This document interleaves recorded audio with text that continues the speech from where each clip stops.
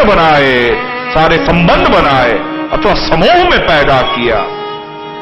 वो चाहता है कि तू समूह में रहे और तू चाहता है मैं विभाजित रहूं। तू चाहता है मैं विभाजित रहूं, वो चाहता है तू इकट्ठा रहे, और क्योंकि तेरा कर्म यहां से ठीक होगा। मैं हमेशा कहता हूं भगवान संतुलन बनाता है।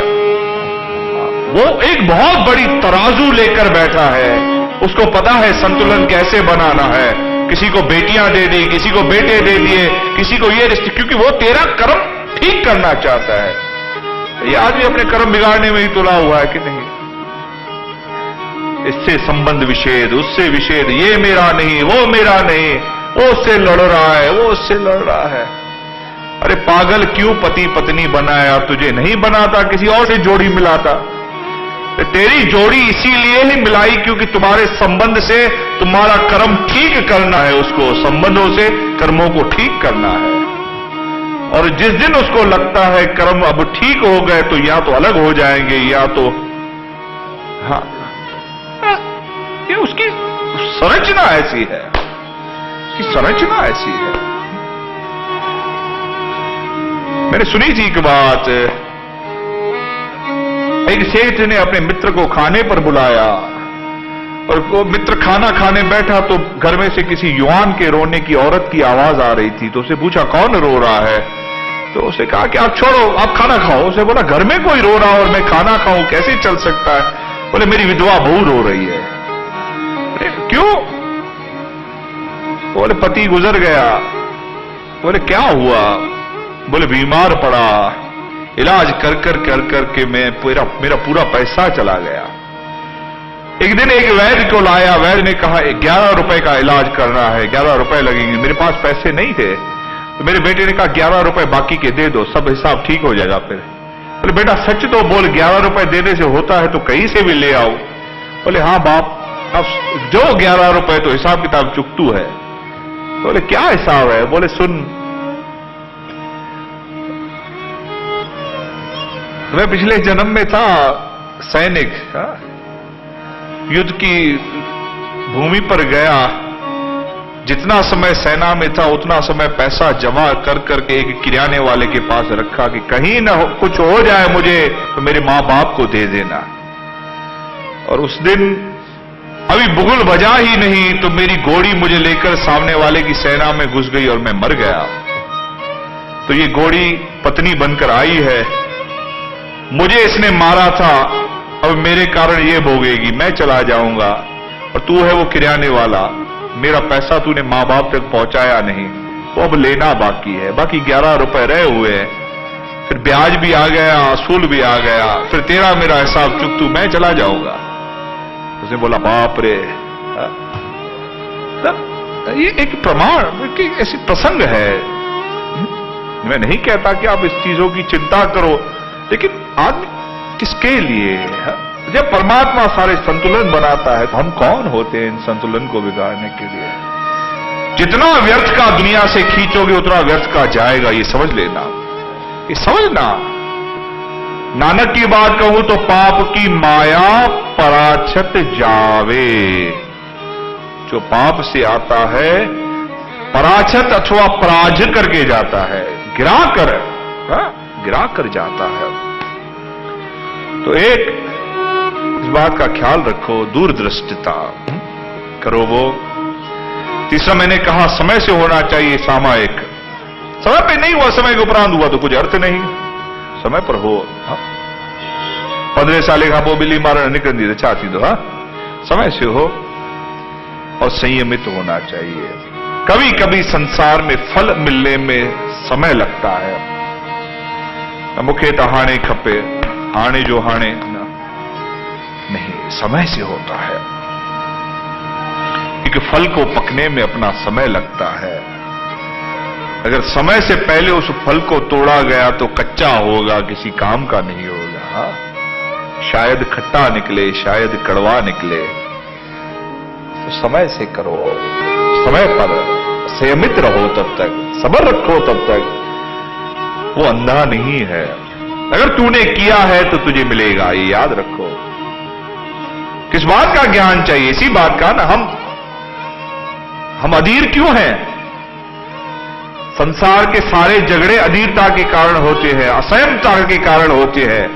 सब्र नहीं, सहनशीलता नहीं, कोई किसी का इंतजार नहीं कर सकता, कोई किसी की सुन नहीं सकता। अरे जब देने वाला वो है तो इंसान से लड़ने से क्या फायदा? देता वो है और लड़ता किसी और से है। लड़ना उससे लड़, देने वाले से लड़ता नहीं, जो निमित्त है उससे सारा दिन बैठ के लड़ता है। हा? प्रहलाद भक्त था। प्रहलाद का भाई हा? गंधर्वों से युद्ध करते हुए मर गया।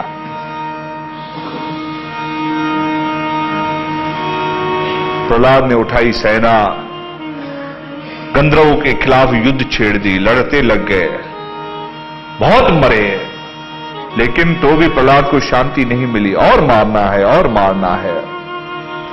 मनु महाराज आए पर दादा, बोले प्रहलाद क्या कर रहे हो बेटा? बोले पितामह गंधर्वों से बदला ले रहा हूं। बोले क्या किया गंधर्वों ने? बोले मेरे भाई को मार दिया। बोले प्रहलाद तू तो भक्त है, तू इतना कह दे तेरे भाई को तेरे गंधर्व ने मारा कि तेरे काल ने मारा? किसने मारा? उसका काल नहीं होता तो वो मरता, तो क्यों तू उसको मारता है? गंधर्व तो निमित्त है ना, मारना है तो जाके काल को मार, इसको मारने से कुछ अर्थ नहीं है। आज से बेटा ये निर्णय ले ले कि तेरी युद्ध काल से होगी, निमित्त से नहीं। जीतना है तो उसको जीत।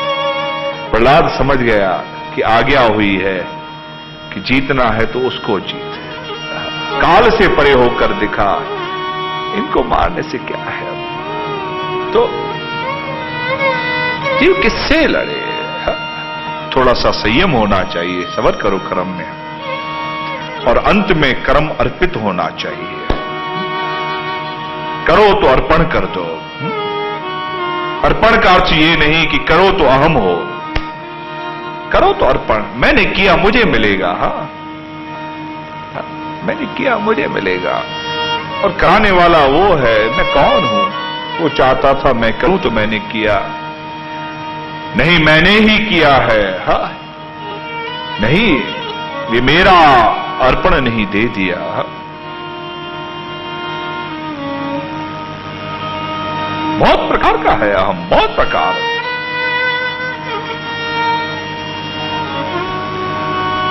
छोड़ दिया तो भी कहता है आदमी कि मैंने छोड़ा है। अरे छोड़ दिया तो अब क्या मैंने छोड़ा है? हाँ छोड़ दिया, लो मैंने दान दे दिया। अरे दे दिया ना, अब क्या? अब किस बात का? दे दिया, अब वो तेरा नहीं रहा। और राम तीरथ के पास एक आदमी 1000 सोने की मोहरें ले आया, दान में लो। राम तीरथ ने कहा क्या करूंगा? बोले बहुत बड़ा मंदिर बनाओ। बोले अरे नहीं चाहिए, तेरी सरदर्दी मेरे को दे रहा है, ले जा। बोले बाबा 1000 सोने की मोहरें हैं, आप कहते हो ले जा। बोले हाँ। बोले नहीं मैंने आपको दी। उसने कहा अच्छा तूने मेरे को दी, ले इधर ला। अब मैंने हाथ लगाया, जा गंगा में डाल, क्या? बोले बाबा सोने की मोहरें गंगा में। बोले मैं, तूने मुझे दी ना, मैं कहता हूं जाओ गंगा में डाल कर आओ। अब संत के सामने क्या बोले? 4 घंटे से वापस नहीं आया। संतों ने कहा पता करो कहां गया ये। तो आकर देखा कि गंगा के कंठे पर एक एक सोने की मोहर को उछालता है। मैं सोने की मोहर लाया 1000, संतों को दी, संतों ने कहा गंगा में डालो। ये सोने की मोहर गई 1, फिर गाता है मैं सोने की मोहरें लाया 1000, संतों को दी, संतों ने कहा गंगा में डाल। ये सोने की मोहर 2, अभी 700 कुछ गई थी, अभी 300 कुछ बाकी थी।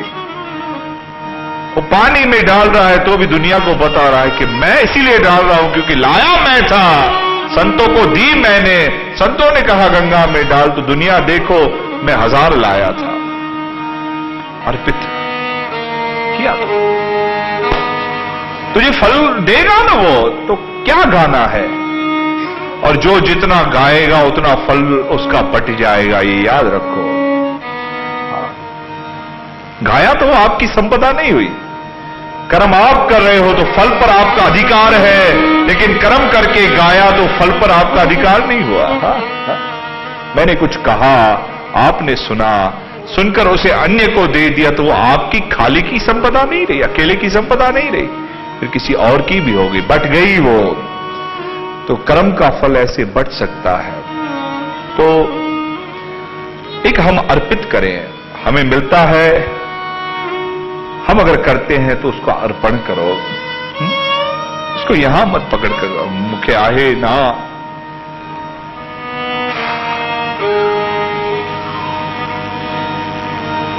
भर्तृहरि बैठा था शमशान में, भूख लगी, वैराग शतक लिख रहा था, तो मुर्दे के साथ कुछ चावल आए, उस चावल को ही मुर्दे की हंडी में पकाया, वही जलते हुए मुर्दे की अग्नि के ऊपर उसको खाने को बैठा है। तो देवी ने कहा कि भगवान, इससे ज्यादा वैरागी और कौन हो सकता है? राजा था, सब कुछ छोड़ा था। तो भगवान शिव ने कहा, ये वैरागी नहीं है। बोले ये वैरागी नहीं तो कैसा वैरागी है? बोले चल तो दिखाता हूं। रूप बदल कर आए, भर्तृहरि को कहा भूख लगी है, मुझे कुछ दो। भर्तृहरि ने वो खाना दे दिया। कहा प्यास लगी है, मुझे दो, तो पानी दे दिया। तो भगवान ने पूछा रूप बदल करके, मुझे दे दिया तो आपको? आपने मुझे दे दिया तो आपको? बोले तू जानता नहीं मैं कौन हूं। बोले कौन हो? बोले मैं वो भर्तृहरि हूं जिसने राज्य छोड़ा, ये चावल छोड़ना कौन सी बड़ी बात है। बोले बस यही गया, तू यही गया, क्योंकि तू राजा था, ये अभी भी तुझे याद है। तूने छोड़ा है, ये अभी भी तुझे याद है। उसकी अभी तक तेरे भीतर से गई नहीं। अभी तू ये जानकर छोड़ता है कि मुझ में छोड़ने की ताकत है, मैं कुछ भी छोड़ सकता हूं। हा? तो ये वैराग कर्म अर्पित होना चाहिए। मेरा यहां पर जो 3 दिन का ये सत्संग रहा, मैं अब अपनी बातों को यहां पर समाप्त करने जाऊं। तो संतों से हमारा जो संपर्क है, सत्संग में हम जो आते हैं, तो ये ज्ञान की यात्रा है। हम अपना ज्ञान बढ़ाएं।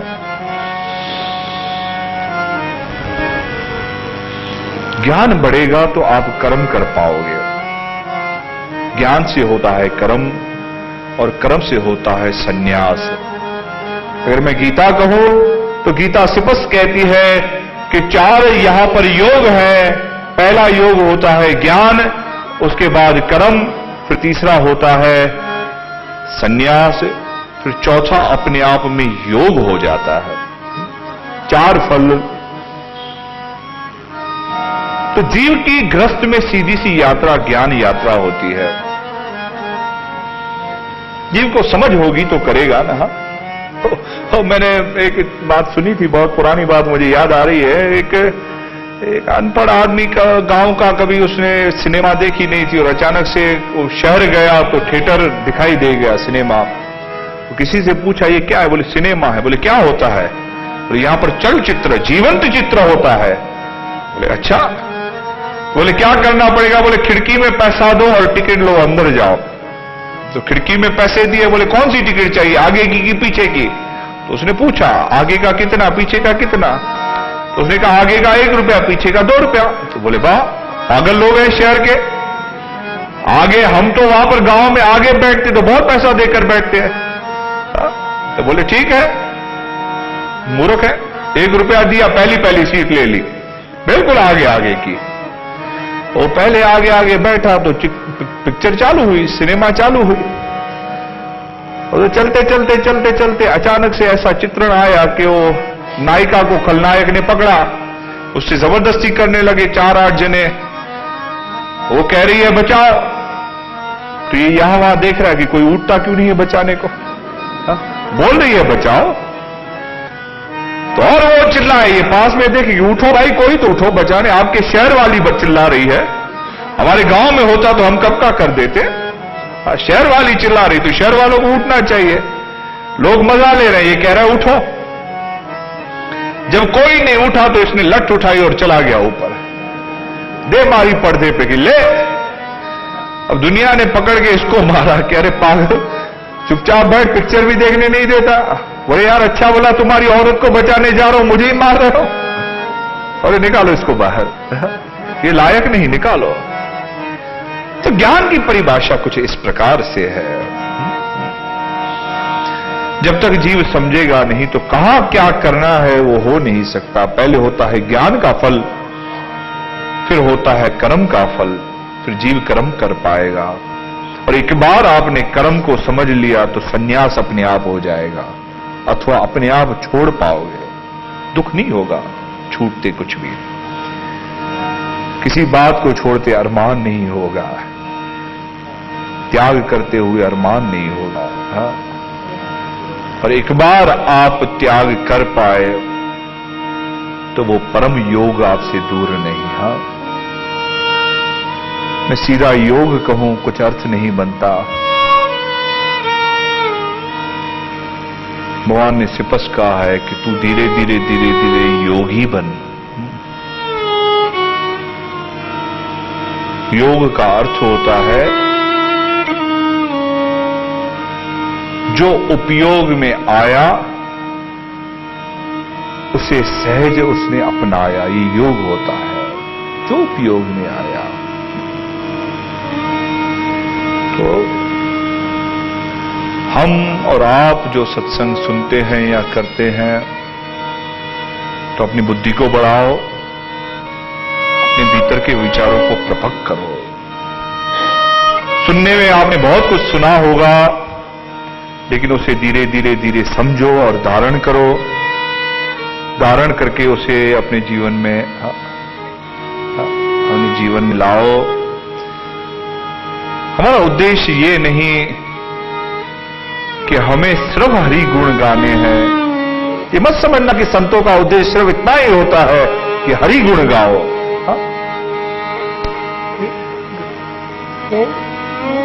संभव नहीं है, या वो संत नहीं है। श्री रामकृष्ण परमहंस के पास कोई आदमी आया, कहा कि मुझे भक्ति चाहिए। तो उसने कहा कि जा संसार में अपने जो परमात्मा ने तेरे ऊपर जो जिम्मेदारियां की है उसको पूरा करो। गृहस्थी को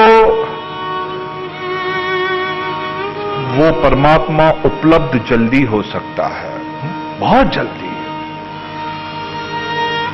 क्योंकि हम में सारी क्षमताएं हैं। किसी संत के लिए, सन्यासी के लिए त्याग करना शायद तकलीफदायी होगा, लेकिन एक गृहस्थी के लिए किसी चीज को छोड़ना बहुत आसान है। हाँ? जिसने विवाह किया होगा आखिर अपना घर छोड़कर आए होगे ना आप। आपने घर छोड़ा, नाम छोड़ा, हाँ? नए लोगों को अपनाया। और ऐसे ही लड़का होगा तो लड़का भी कुछ छोड़ता है। हाँ? ये हमारा ग्रस्त है ही त्याग के ऊपर, ग्रस्त त्याग के ऊपर है। फिर धीरे धीरे धीरे धीरे श्रम करोगे, परिश्रम करोगे कि बच्चों के लिए करें। हाँ? माँ बाप होते हैं, मैं देखता हूं लोगों को, रोटी गर्म भी होगी तो पहले अपने बच्चे को देंगे, ठंडी खुद खाएंगे। ये हम में है, ये नहीं है कि हम में त्याग नहीं है। लेकिन अचानक पतो ना कि था रावण अची वो आ जाता है। किसी को शूरपंखा लग जाती है, किसी को रावण लग जाता है, फिर हो जाता है। तो ऐसा नहीं कि हम में वो गुण नहीं है, उसका विस्तार करना है, बढ़ाना है उसको। धीरे धीरे धीरे धीरे शास्त्र कहता है वस्तु से जीव, जीव से विचार। पहले धीरे धीरे वस्तु से आदमी ऊपर आए, फिर जीव से आए, फिर विचार से आए। पहले वस्तु का जो दुख हो वो ऊपर हो जाए, वस्तु तंग ना करे, कष्ट ना दे, त्रास न दे। अब वो वस्तु से ऊपर आ गया, फिर धीरे धीरे जीव से ऊपर आ जाए, जीव त्रास न दे, फिर धीरे धीरे धीरे विचारों से ऊपर आ जाए कि किसी का बोलना और सुनना भी त्रास न दे। हमारी यात्रा कुछ ऐसी होनी चाहिए। तो ये ज्ञान यात्रा आज मैं यहीं पर समाप्त करूं।